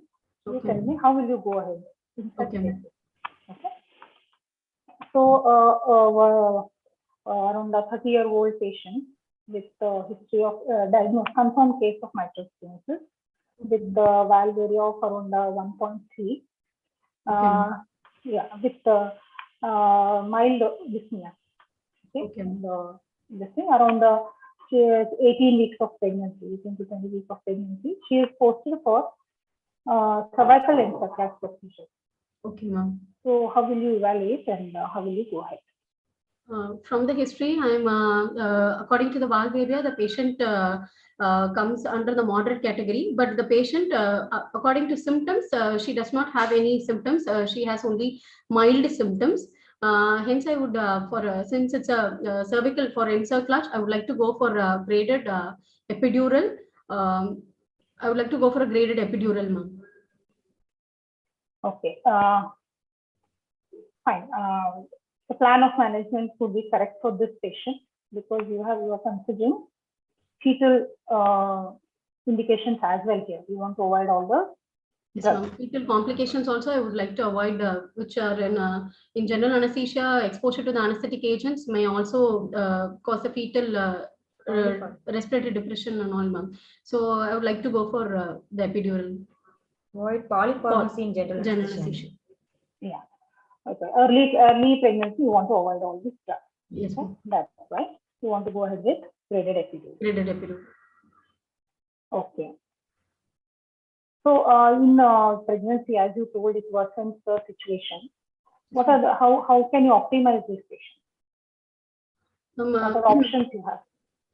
In pre-op optimization, already for the I have to see whether the patient is in. First, I would like to see whether the patient is in sinus rhythm, ma'am. If the patient has any associated complications of mitral stenosis, if she is going to have atrial fibrillation, I would like to optimize the patient first. I would maintain the sinus rate, ma'am. Then I will also advise beta blockers, and I will see whether the patient is in volume overload state, or if she has any signs of heart failure, and the volume overload status also has to be optimized pre-op, and any electrolyte imbalance should also be optimized pre-operatively, ma'am. Can you tell me in detail about this medication? Which beta blockers you want? Yes, ma'am. Beta blockers. In beta blockers, I would like to go for metoprolol, ma'am. Metoprolol, I would prefer metoprolol because since the administration of atenolol has caused intrauterine growth restriction, I would be more in favor of metoprolol, ma'am. And then for rate control, I will go for metoprolol. And also, I will go for if the patient is in atrial fibrillation, I will also administer digoxin along with beta blockers. And the first and foremost step is to avoid any further exertion. Our activity has to be decreased.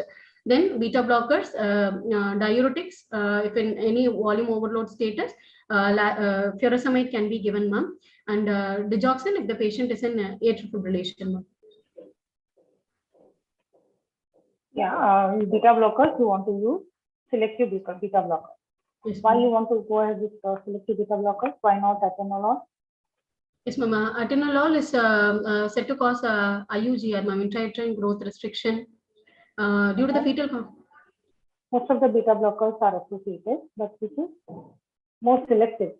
Yes, when you continue during delivery or cesarean, the associated uterine relaxation is less with selective, because beta 1 selective, beta 2 uterine action also comes. Tocolysis may happen. Okay. That's why you'll go ahead with selective beta blocker, like metoprolol, or you may in emergency conditions you can use esmolol as well. Esmolol, ma'am. Yes, ma'am. Emergency, I will go for esmolol, ma'am. Since it's a rapid acting one and it is of short duration, I can titrate to the response easily. So I will go for esmolol during acute atrial fibrillation, ma'am. Yeah. Regarding digoxin, many of the centers have stopped using, but still, for exam purposes, and some old examiners also come, you should know about digoxin usage. Yes, ma'am. And what are the problems with digoxin? What problems you anticipate with digoxin? How do you give it? What is the dosage? Can you tell in detail? Yes, ma'am. Digoxin, the mechanism of action is that it will prolong the effective refractory period and it will decrease the AV conduction. Hence, it will maintain the sinus rhythm in atrial fibrillation patients, ma'am. And digoxin is it has a very narrow therapeutic range, ma'am. So, hence, anytime the patient when going for toxicity, we should watch for signs of toxicity in CNS. She can have convulsions. She can develop convulsions and all these things. In CVS, arrhythmias can develop in GAT, nausea, vomiting, anything may develop, and she's more prone for this electrolyte imbalance, that is hyperkalemia, and hyperkalemia can occur due to the digoxin toxicity. So we have to, in case of acute AF, digoxin has to be given in a dose of 0.25 milligram over 1 to 2 minutes. Maximum dose of 1.5 milligram can be given, ma'am. And then if I want to continue as an infusion, I can give it at a dose of 0.175 milligram to 0.375 milligram. But digoxin can never be used alone, ma'am. It has to be administered with some other rate control agents. Digoxin as such cannot be used for control of atrial fibrillation. Yeah. If patient is already on digoxin for the purpose of rate control, you continue it. That is the indication now left. Otherwise, it is better to avoid it. If patient is already on, you can continue for the purpose of rate control. Yes. And it can cause all the arrhythmias. Yes. Arrhythmias are more common as a ventricular bigamy is except sinus tachycardia, ma'am. Sinus tachycardia won't occur. Other arrhythmias like bradyarrhythmias, ventricular bigamy, ectopics, and conduction blocks can also conduction blockades also. Mobitz type 2 all type of arrhythmias can happen. Yes, ma'am. Some Mobitz type 2 arrhythmias. Yes. All the arrhythmias can happen with digoxin. So yes, monitoring of potassium and arrhythmias is important when the Yes. patient is on digoxin therapy. Yes, ma'am. Okay. Then what are the, sir has already, sir has made our job easy. He has already touched upon the surgical management. But Yes, still in pregnancy, I want to know what are the Yes. surgical options and when that has to be advocated. Ma'am, surgical options is the balloon mitral valvotomy, ma'am. Since that is, if we before pregnancy, the patient can go in for commissurotomy. But since the patient is pregnant, I would like to go for the percutaneous mitral valve commissurotomy. And the safest period in which Now, the what are the patient. indications for that? See, in Ma'am, India, antenatal counseling is the best. If any patient with heart disease wants to conceive or mitral stenosis, yes, ma'am. so cardiologists and team anesthesiologists, obstetrician, they all can sit and decide. But Yes, in ma'am. India, it doesn't happen. They usually come after pregnancy. Yes, ma'am. So when do you think, what are the indications for the percutaneous? Balloon mitral valvotomy, the indication if the patient has some significant disease and if it is going to be an isolated mitral stenosis, not associated with mitral regurgitation, and the valve should not be calcified, the valve should be pliable, and the left atrium should be free of thrombus, ma'am. So these are all Only the then we can go going ahead. for, yes, ma'am. If it is done at what stage of pregnancy it is done? It is the most preferable period is the second trimester of pregnancy, ma'am, because during the first trimester it is the period of organogenesis. So exposure to any drugs may be more teratogenic to the child. You are worried So about drugs in TMC or you are worried about something else? fetal loss, ma'am. In open mitral commissurotomy, the fetal loss. Radiation exposure to the fetus. Radiation exposure, yes, ma'am. Radiation exposure. So it can be during the period of organogenesis, there can be teratogenesis, and radiation exposure we have to avoid, ma'am.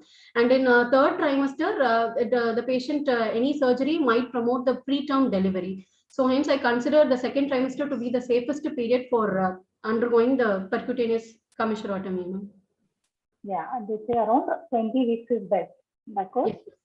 apart from the second, it's the best phase when the radial exposure has a minimum effect on the fetus. That's why Yes, they ma'am. do this procedure around 20 weeks of pregnancy. What Yes, ma'am. precautions are taken during the procedure? Abdominal shielding has to be done, ma'am. In order to prevent that radiation exposure, abdominal shielding is done, ma'am. Shielding is done, but still the exposure has to be minimum Yes, ma'am. time. So you can use other like transthoracic or transesophageal echocardiograph Okay, to ma'am. know the position and to know the way, whatever factors you want to assess during the procedure. You can make Okay. use of echocardiography more than the radiation exposure. So Yes, only at vital time they can do the radiation exposure along with abdominal shielding.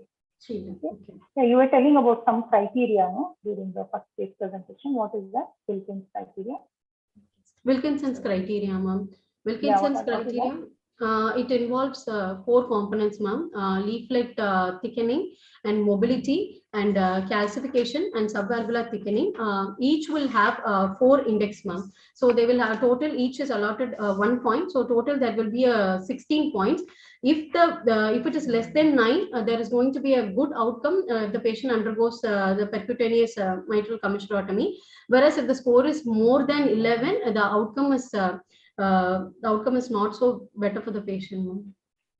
Okay, that is to know the peri-procedure outcome of the patient. Yes. Okay. So if all these things are there, what are the options for the patient? If it is not suitable for the percutaneous procedure, what is the option left for the patient? Then we have to go for open mitral commissurotomy, ma'am. Open mitral commissurotomy is in general the outcomes are better for the mother in both the cases, but the fetal loss is more in open mitral commissurotomy, ma'am. There is going to be a 1:8 ratio, like 8 times more fetal loss is there when compared to percutaneous commissurotomy, ma'am. Yeah, around 20 to 30% of fetal loss is expected. Yes, and it is a very risky procedure. yes, So real risk benefit analysis has to be done in these cases. If it is early pregnancy, if they want to terminate, that option should be given to the patient. Yes, because it's a question of maternal life as well sometimes. So yes, the analysis has to be done with the entire team, with the patient and relatives. Yes, ma'am. What about open procedures in pregnancy? Mitral valve replacements and all? So mitral valve replacement, if there are first from the history, we have the patient only with a moderate severity, and she's only has mild symptoms, ma'am. So I would like to, if the patient, if I'm able to go with this itself, or else I would like to wait till the pregnancy is after the completion of the pregnancy. I would like to go for the mitral valve repair, ma'am, because yeah, it is very rarely done during pregnancy, but though in developed countries, I think they do immediately post cesarean also. They do. So Rikesh sir can add a point if we have the cardiac anesthetist with us on this. Rikesh sir. Rikesh, are you? You go ahead. Okay. In very precious pregnancies and all, they do in some of the developed countries. They do. They have both the options. They do LSCS and then immediately post the patient for the replacement. And sometimes they also do balloon. If this thing is early pregnancy and this thing, they may do the valve replacement and then go ahead with cesarean planned section. These options are also there during pregnancy.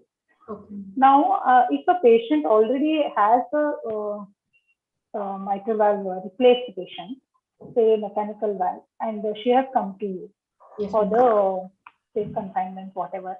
What Yes, about her this anticoagulation? Already sir has touched Yes, upon that, but Yes, I ma'am. want to know how exactly you take care of the anticoagulation during pregnancy. Ma'am, at what time she comes to me is what I'm concerned first, ma'am. If she comes during the first trimester, I have to go in for subcutaneous or IV heparin, ma'am. Since because during first trimester, administration of warfarin can cause warfarin embryopathy, ma'am.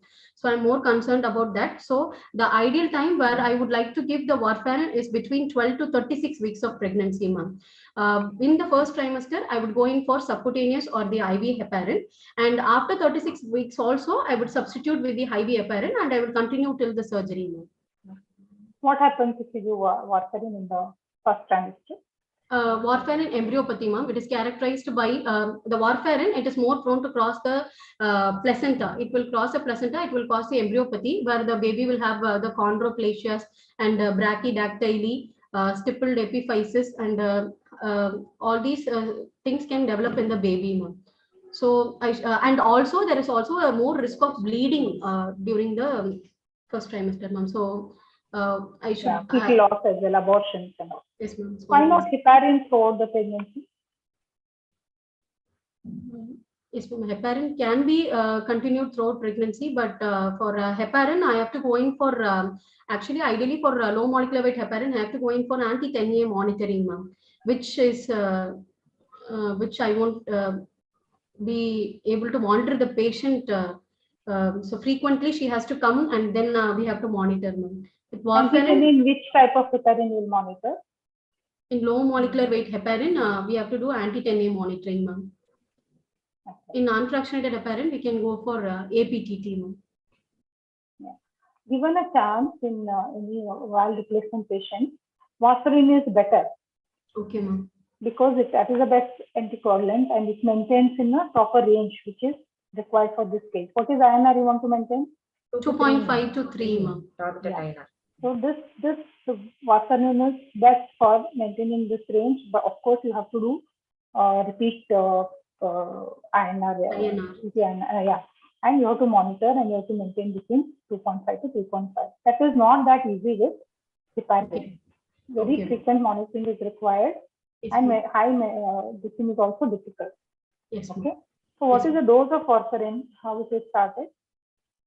Though warfarin, it can be started at initially at a low dose, ma'am, 1 milligram, or then I'll start at maximum 5 mg can be given, ma'am. Yeah, it is given in the range of 5 to 10 mg. Less than 5 mg is associated with very low fetal risk. Okay. Okay. Even in very, very high risk cases, they give less than 5 mg even in first trimester, but better to start in second trimester and then monitor and adjust the dosage. Okay. What about heparin? What is the dosage?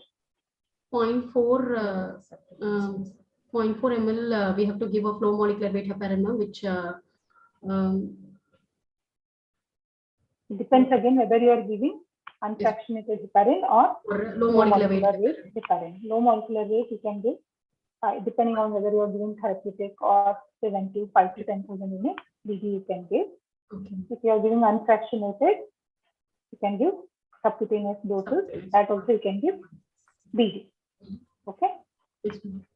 Okay. Now a patient who is on anticoagulation comes first. Yes, comes in labor. Okay. How to go ahead? First, warfarin. I would see whether the patient is on warfarin, ma'am. We have to stop it, ma'am. It's an elective surgery or an emergency surgery? Emergency. She has come. She is say she is on warfarin and she has come with emergency labor and distress. How to go ahead? Ma'am, ideally we have to bridge the warfarin, ma'am. In case of elective procedure, normally we would stop. How long you, if given a chance, how long you want to stop warfarin? 5 days before surgery, ma'am. In an elective case, I have to stop 5 days before surgery. On stopping, on the 3rd day, I will start the low molecular weight heparin, ma'am. And then I will continue till the surgery. And I will stop, since it's a therapeutic dose, I will stop 24 hours prior to surgery. And then I'll go ahead with the surgery. And soon after the surgery, we have to resume both warfarin as well as the low molecular weight heparin. And we have to continue low molecular weight heparin for at least 3 to 4 days. And after which the warfarin can be continued, ma'am. Okay, given a chance, you want to do all this. Yes, but patient has come in for emergency LSS and he is a patient is on warfarin. Yes, so how will you take care of this situation? So first I will order a coagulation profile and I will see how much is the INR, ma'am. And I will see the INR and then for emergency reversal, I would go in for transfusion of FFP, ma'am, fresh frozen plasma. I will give and I will take up the surgery with arranged adequate blood and blood products. I will anticipate the blood loss and I will initially itself I'll do the blood grouping and typing and I will arrange for necessary blood products and then I will take up the surgery, ma'am. Yeah, you can go ahead with FFP infusions up to 15 ml per kg, or you can do repeated the monitoring and again decide till the INR comes below 1.5. To at least below 2. Okay. And you can also give additional, along with that, what else can you do? To antagonize warfarin? For any other thing you want to give to antagonize the warfarin action? Intraoperatively, I would give vitamin K can be given, ma'am. Vitamin K can be given, and also to control bleeding, tranexamic acid also can be administered to the patient. Yeah, you can give vitamin K and MgIM, or if there is no time, you can also give IV as well. 2 to 3 mg you can give IV. Okay. That will help to reduce action of warfarin. Yes. Okay. Then, if the patient is on heparin, how will you go ahead? If the patient is on low molecular weight heparin and if she is on a therapeutic dose, I would stop 24 hours prior to surgery. No, for emergency when they have come. APTT. Yes, ma'am. I will ask for an APTT and then I will. If it is heparin, how it is antagonized? Protamine sulfate, ma'am. Yeah. Protamine sulfate for every 10 units. For every there is no time that you cannot wait for the at least minimum 6 hours. Okay, you can give. Yes, ma'am. Protamine. What is the dose of that? 1 milligram protamine for every 100 units of heparin, ma'am. Okay. Okay. And in case of this warfarin therapy, if prothrombin complexes is available, you can go ahead with that also. Yes, ma'am. If it is not available, you can use FFP. Okay. Okay. Yes, okay. This is about anticoagulation. Okay. Yes, ma'am. Then, say this patient has come for the labor analgesia. Yes, ma'am. Full-time patient with mitral stenosis. NYHA grade 3. Okay. They are on the 1.4 borderline grade 2, grade 3. She has come for safe confinement and she is in labor. How will you go ahead? Ma'am, she belongs to the moderate category, ma'am. So hence, first, in the first place, I would like to go for the vaginal delivery assisted with labor analgesia, ma'am. I would go What for are that. the indications for cesarean? Cesarean section is mainly it is due to the obstetric, any obstetric indication, ma'am. If the any baby complications like fetal distress or emergency situations to the baby or the mother, if the mother has some emergency situation, is that where the LSES is indicated, ma'am. Or else I would go in for safe confinement with vaginal delivery and with labor analgesia. Yeah, how will you go ahead with labor analgesia? Why do you want to give labor analgesia to this patient? Ma'am, during the first stage of labor, there is going to be the pain is mainly it is a visceral type of pain, ma'am. From the T10 to L1, I have to alleviate the I have to produce a sympathetic blockade there, ma'am. In second stage of labor, I have to produce at the level of S2, S3, and S4. The pudendal nerves I have to block. So when the patient comes, I have to ideally give the labor analgesia during when the if she is a primary, I will give when the cervix is a 5 to 6 centimeter dilatation, and if she is a multigravida. Is that still followed? Will you wait for the patient to have so much of pain till 5 to 6 centimeter dilatation? See, you are giving labor analgesia to alleviate the pain and mainly the tachycardia associated with the pain, isn't it? Okay. So, given a chance, if you have, you can place the epidural early, or you can activate when required, or as soon as the patient starts having pain, or whenever nowadays the indication is as soon as the mother, like pregnancy, they ask for analgesia. Go ahead and give epidural. Okay. So, waiting, no need to wait till 5 to 6 centimeter of dilatation. Main aim is to alleviate the pain and tachycardia and all other effects. So you can go ahead early. Okay. In MS patient. Yes, ma'am. Yes, ma'am. Okay. So I will give the labor epidural in L3, L4 space. Normally, we will thread the catheter up to 6 centimeter in the epidural space. Here, I would want to introduce it further up to 7 to 8 centimeter. And in the first stage of labor, I will give 4 to 8 ml of drug because the sensory level. How will you confirm your placement? Ma'am, I can use the saline push technique, ma'am. Because in pregnant patients, instead of loss of resistance LOR technique, I would rather prefer the saline push technique, and I will confirm whether it is in the epidural. Yeah, saline push, the dural tap chances are less. You said you will thread it higher. Why? Ma'am? You said you'll thread it 7 to 8 centimeter inside the. Ma'am, I have to achieve a sensory level of from T10 to L1 during the first stage, and in the second stage, I have to reach up to S2, S3, and S4, ma'am. So for the first stage, since I have to cover from T10 to L1, I'm securing it L3 and L4, ma'am. So I would advance it a little further to cover the sensory level required during the first stage of labor, ma'am. Then later, what will you do? Later, I'm just going to increase the volume of the drug, ma'am, to reach the sacral segments, ma'am. In the first stage, I can go with 5 to 10 ml or 4 to 8 ml of drug during the first stage. Whereas in the second stage, since I have to cover a large number of segments, I'll give 10 to 15 ml of the local anesthetic, ma'am. You can give the recommend position as well. You can give a little bit of sitting position to enhance the pelvic fibers, pelvic nerve fibers. Okay, how do you confirm the epidural location? Like, how will you rule out subarachnoid or intravascular?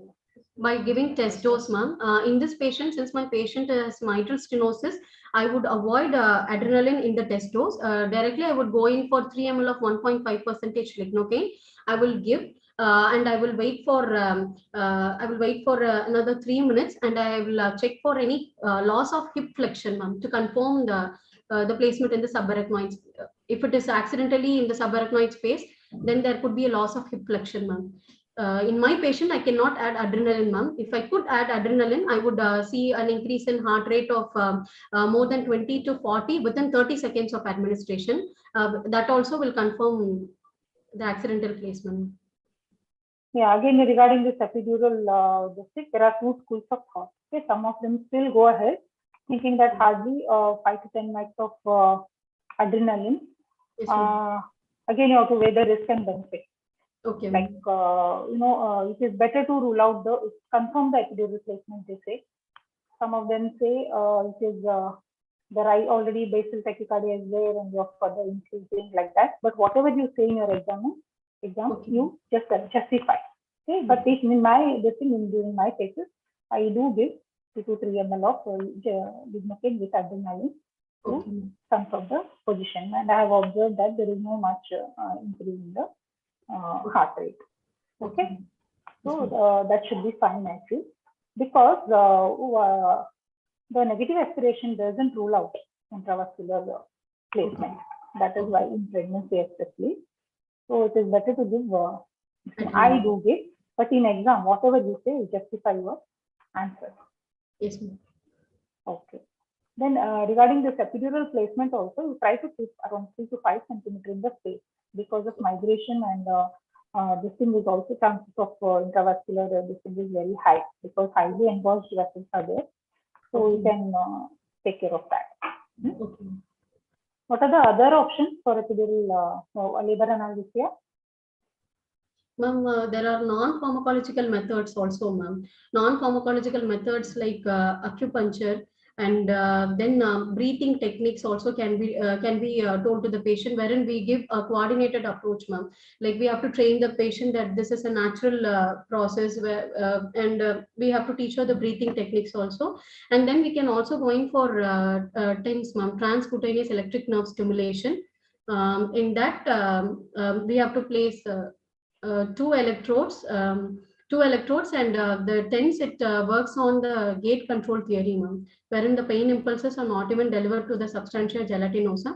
So the non-pharmacological methods I can go in for, ma'am. Others are nothing but the pharmacological methods. In pharmacological methods, I can go in for IV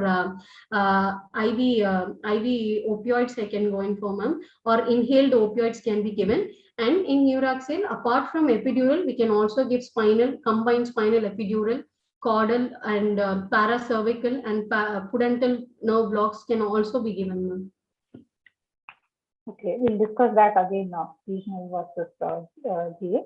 But you can opt for other options when you are not able to give because of severe NIH 3 and 4. You can consider other options as well. Yes. Okay. Yes, okay. Then suppose this patient goes in for LSCS. Yes, ma'am. How will you go ahead? Since I already have an epidural in place, I would take up the patient under epidural anesthesia. I would give the graded doses of local anesthetics necessary to achieve the appropriate sensory level, and I will proceed with the epidural anesthesia, ma'am. Additionally, if I want to give, I would supplement with a low dose spinal also can be given, ma'am. Better don't utter words finally. Okay. My suggestion. Yes, To always go, safety is most important, and in MS you don't want to give spinal. Okay, because the fall in SPR will not be tolerated by the cardiac condition. So you always play safe, go for graded epidural. Okay. Time is there, and if there is no time, if there is severe distress, you stick to general anesthesia. Yes, okay? Because you have to consider the safety. That is most important. Yes, ma'am. So suppose there is severe distress and you are going well with general anesthesia. How will you do it? In general anesthesia, initially I would pre-medication. I would not want to give much of pre-medication, and I will give the anti-aspiration prophylaxis to the patient in ward, and immediately after shifting to theatre, I would going for modified rapid sequence induction. I would like to prefer in this patient, ma'am, because since she is a pregnant patient, I would go for modified rapid sequence induction. Initially, I will give fentanyl at dose of 2 mics per kg, and I will also give thiopentone. Since actually ideal is etomidate, ma'am. Since we don't have etomidate here, I would go for thiopentone. I will give the sleeping dose of thiopentone.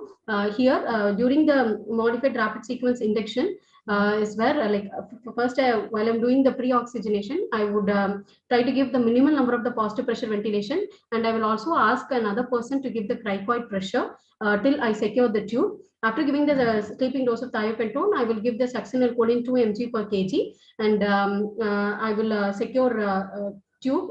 In pregnant patients, I will always go for smaller size, one size smaller than the routine tubes, and I will secure. And after the cuff is inflated, I will ask the other person to release the cricoid pressure, and then I will supplement with the muscle relaxant, non-depolarizing muscle relaxant.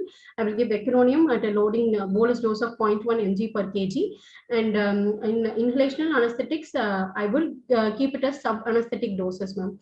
I will maintain it at a lower MAC.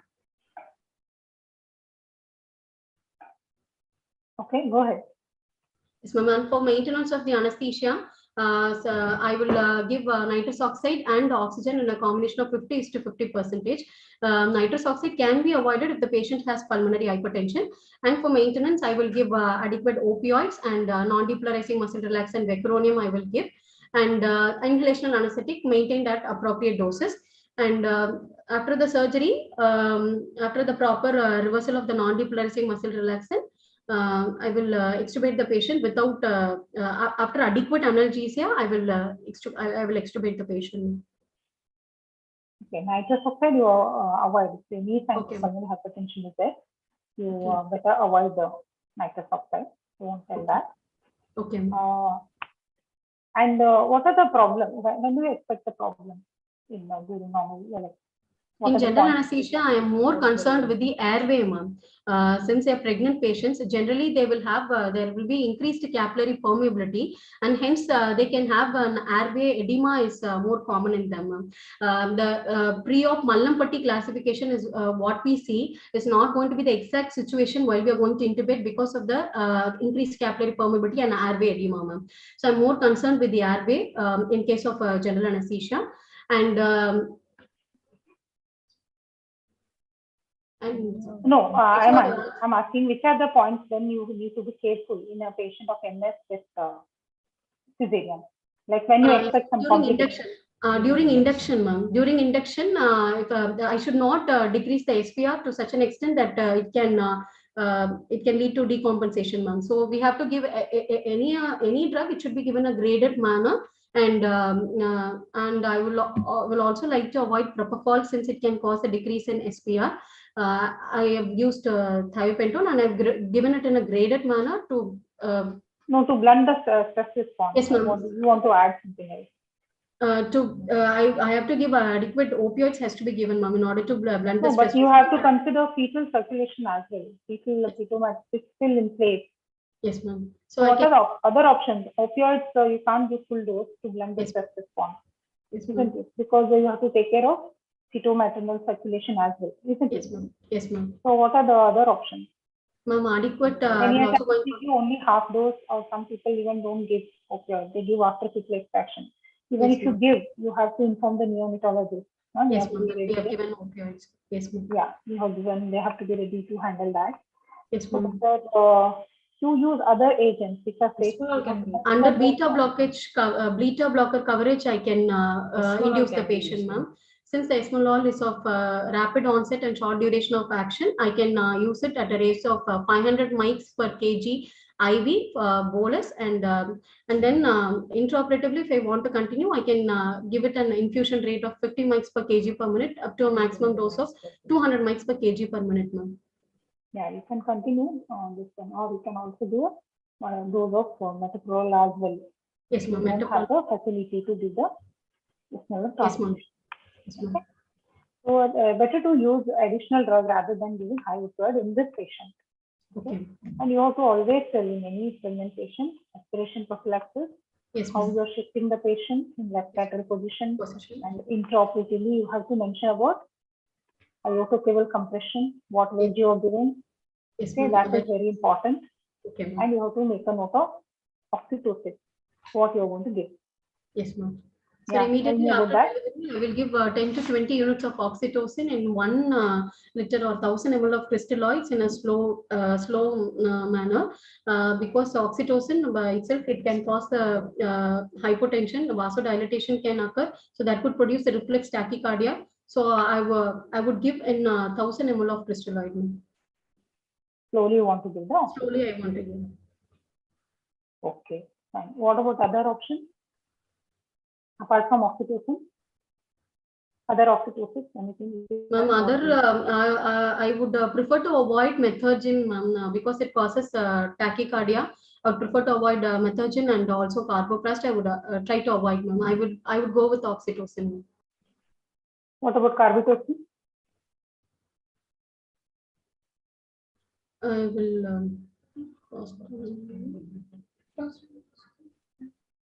With the caution. In severe conditions, carbitocin also has to be avoided. Okay, ma'am. Then you told the points of stress during the procedure. One is intubation. What are the other points where you have to be careful? Ma'am, during extubation, ma'am. Extubation is also the. For that, during the procedure. During the incision, ma'am, when the surgeon the first initial surgical stimuli, at that point also I have to be cautious to maintain the adequate depth of anesthesia in order to prevent the further sympathetic stimulation, ma'am. After fetal extraction? Yes, ma'am. After fetal extraction is where this auto transfusion will occur, ma'am. At that time, there is going to be increase in the venous return, and the patient may not be able to cope up with that one, ma'am. So at that time, I will be cautious, ma'am. Yeah, if you notice some rise in your peak airway pressure, what do you suspect, and how will you go ahead? In peak airway pressures, first I would assess the compliance of the bag, ma'am. If there is increased resistance, I would see whether if there is any secretions or blood, or if anything is there causing the obstruction, and I would do a thorough suctioning of the ET tube. Before that, what do you suspect in MS patients? Immediately after extraction, you are seeing rise in pressure. Pulmonary edema, ma'am. Then how will you manage that situation? Yes, ma'am. For pulmonary edema, since the patient is already in GA, I would directly go in for to administer positive pressure ventilation has to be given, ma'am. I've already used oxygen, so 100% oxygen, and then I will give positive pressure ventilation. This is a case of MS, you want to use low tidal volume, you want to, maintain, isn't it? You have so many goals, no? For that you are going as with low tidal volume. Yes, ma'am. Then what will you do now? Medications like intra medication, Lasix can be given, ma'am. Lasix and morphine can be given, ma'am. Yeah, don't go like routine case. Don't go with high peak and this one high pulse pressure. Yes, For make use of the medication, you can go ahead. Diuretics can be given, ma'am. Yeah, Lasix will give you immediately. It will take care of whatever auto transfusion has happened. It will help to fix it. Okay, what are the points? What else you can have intraoperatively? What are the problems? Suppose there is hypotension. What will you do? Hypotension, I would go in for the pressors, ma'am. I would try to avoid ephedrine, or I will go with phenylephrine, ma'am. Why phenylephrine? It is a direct acting alpha agonist. In ephedrine, there is also going to be beta action, which can cause the tachycardia, which is not favorable for the patient. I would go for phenylephrine, which is a direct acting alpha agonist. Okay. What if there is arrhythmia? If you notice intraoperatively. So intraoperatively, simple tachycardia is there. What will you do? Ma'am, first I would confirm why there is tachycardia, ma'am. If the patient is in light plane of anesthesia, I would like to deepen the plane of anesthesia to further avoid any sympathetic stimulation. Or if the associated, if hypotension is there, then I would like to rule out the causes of hypotension, whether the patient is in hypovolemia or if it is due to the bleeding, whether there is any massive hemorrhage. I would rule out the causes of hypovolemia. I would treat the hypovolemia. Then I will maintain the adequate depth of anesthesia. With that, I can given supplemental doses of opioids also should be given, ma'am. If the cause is corrected and if the tachycardia settles, then I would go. Yeah, not only inadequate doses like anesthesia, we also rule out other causes. Like, what are the other causes for tachycardia? Hypotension, hypovolemia. Hypoxia, intraoperatively patient goes in for hypoxia, hypercarbia, all these things can produce Hypothermia as well. hypothermia. AC is there everywhere, no? So hypothermia also you rule out with the patient warm. Okay, so rule out all the causes of tachycardia, see it accordingly, and then you can go ahead with the dose of beta blockers. Beta blockers, yes. What about bradycardia? Bradyarrhythmia. What if there is bradycardia? Bradycardia also is not allowed in this patient, ma'am. I will see for the causes of bradycardia is good, no, in MS. Low to normal, not exactly bradyarrhythmia, ma'am. Why you are worried about bradycardia? Ma'am, bradycardia already, it's a fixed cardiac output status, ma'am. So I need to maintain a normal. Yes, ma'am.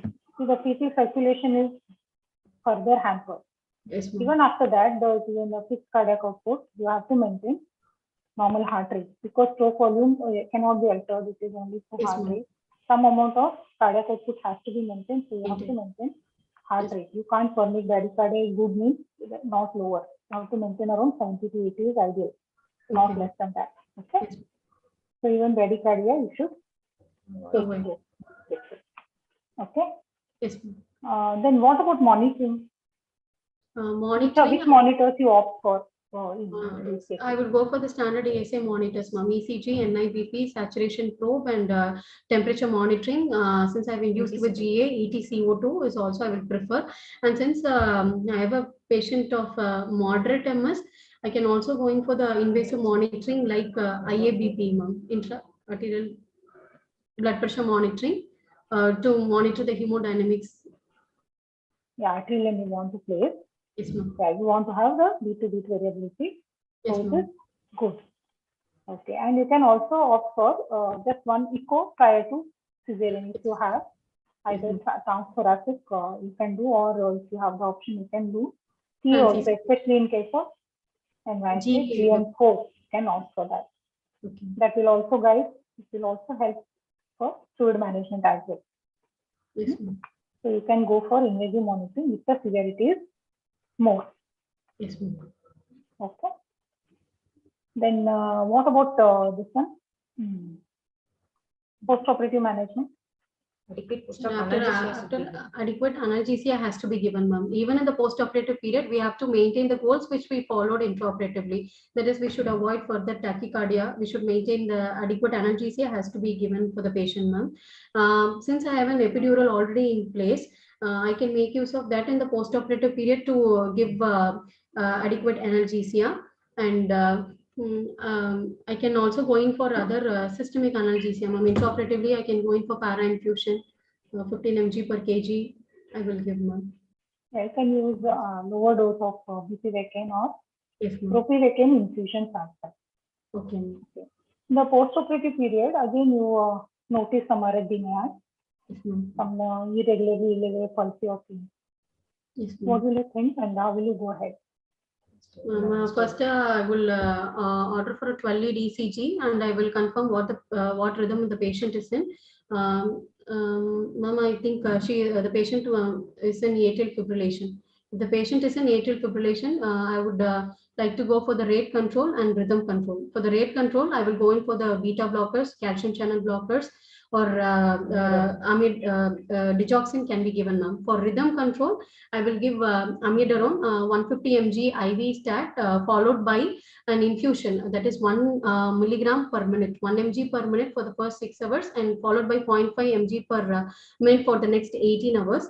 And if unstable, if the patient is with unstable unstable hemodynamics, cardioversion is an option, ma'am. Synchronized cardioversion biphasic 100 to 200 joules can also be given if the patient is hemodynamically unstable and not responding to the medical therapy. Yeah, if it is acute AF, it is fine. If it is chronic AF, you want to have any other thing in your hand? You want to know something else? The medical management is I go with cardioversion. Medical management only, ma'am. Before doing cardioversion, you want to have a TE has to be done to rule out any thrombus has to be ruled out, ma'am. Adequate. If the patient is a chronic one, transthoracic only. It is yes, ma'am. Yes, you can do transthoracic if it is chronic. If it is yes, more than what time you are worried of thrombus? Chronic. Fibrillation persisting for how long has the chance of thrombus?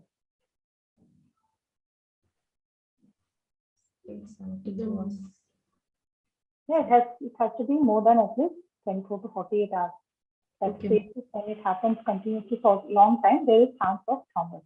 But not all AF cases going for thrombus. Yes, what I'm trying to say is, if there is stasis for more than 24 to 48 hours, there is chance of thrombus formation. In that case, before cardioversion, you have to ask for echocardiogram to rule out the thrombus. To rule out the presence of thrombus. Yeah. Then this AF cases, pregnancy with atrial fibrillation. Do you want to use anticoagulation? Yes, yes. In what situation? In all cases of MS with AF, you want to anticoagulate, or are there any indications for that? Already the patient is in prosthesis, mechanical valve prosthesis, ma'am. The vitreous. No, I told as MS with AF, not all cases develop thrombus, isn't it? Yes, ma'am. So, what are the indications for anticoagulation for a patient with MS with AF in pregnancy? MS with AF. If it is a chronic atrial fibrillation, we can give anticoagulation, ma'am. No, not necessary. There are particular indications in pregnancy. Say if there is history of any thromboembolic event is there, okay, then you go ahead with anticoagulation. Okay. And if the left atrial size is around more than 65 millimeter size, you can go ahead with anticoagulation. Or if there is history of thrombus formation anytime, if there are notice of in any previous 2D echo there is history of thrombus or history of thromboembolic event is there, okay, then you can go ahead with anticoagulation. Yes, ma'am. Okay. So LA sizes, that's why once again important during your 2D echo examination to decide regarding anticoagulation as well. Yes, ma'am. Okay. So as we discussed 2D echo in detail in the first case scenario, that's why I didn't ask the details of all the investigations, PCG, chest X-ray, and 2D echo, because it was discussed in detail. I want to ask one question. Are there any indications for cardiac catheterization in MS patients? In pregnancy or per se like non-pregnant patient also? So cardiac catheterization can be done to look for to rule out the other associated abnormalities, ma'am, other valves and other if you find any discrepancy between patient symptomatology and your 2D echo findings, okay, if there is lot of discrepancy, your findings are the value there something different, which is not correlating with the patient symptoms, you can go ahead with cardiac cardiac catheterization. You can go ahead. Okay. If there is any difference, or you can also catheterize, like in your case, if you are confused, like whether it is in your first case, the patient has history of chest pain. Yes. If it is not correlating with the severity of the MS you are finding, or this you want to confirm or rule out, you can go ahead with this one. Okay, cardiac catheterization. Yes, ma'am. Rajesh sir, how much time do you have? No, actually time up. Shall we go ahead with the questions from the chat box? Some questions are there for you. Okay. Okay.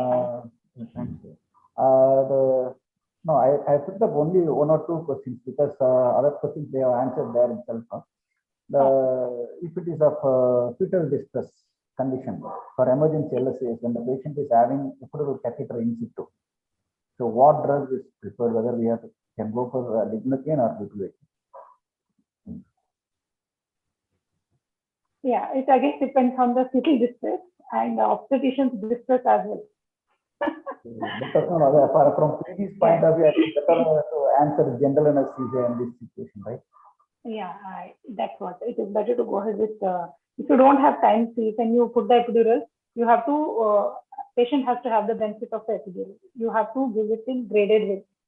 Yeah, it requires at least 10 to 15 minutes time. If you don't have that much of time, better don't take risk, because obstetrician distress will come on you and as well as patient. So go ahead with GA. I would prefer general anesthesia. Any role of newer oral anticoagulants in this? Newer oral anticoagulants for pregnancy post valve replacement? Yeah, the post valve replacement. I have no much idea. I want other seniors or cardiac anesthetists to take over this question. Sir, can you ask the question again? I didn't get. No. The role of newer oral anticoagulants instead of warfarin. Okay. Newer oral anticoagulants post MVR patient. Okay. In pregnancy. Post prosthetic mitral valve. Post mitral valve replacement. Okay, sir. Warfarin and acetylene are the only drugs standardized as of now for post valve replacement. Yeah, there that's is no. It's a question from a postgraduate, so we have to give the answer that there is no role for that. Yes, sir. Line. Okay, Rikesh, there was one question by Chaitanya that what is your comments on percutaneous mitral commissurotomy in pregnancy? So when to do, exact time? Sir, second trimester will be ideal, but nowadays, you can do it any period of time, even before pregnancy. Also, you can do. Why? Because cardiologists started doing PTMC under echo guidance. No need for fluoroscopy. If they are experienced enough, they can do under echo guidance also. But they should accept. They should accept for suboptimal results, which will cope up the patient for this duration of pregnancy. But the ideal time, if you are going with fluoroscopy, is second trimester, beyond 20 weeks. Is this the answer you wanted? Chaitanya? No. I wanted the answer regarding mitral valve replacement done during pregnancy. Yes, sir. We can that also. It is rarely done under tocolytic.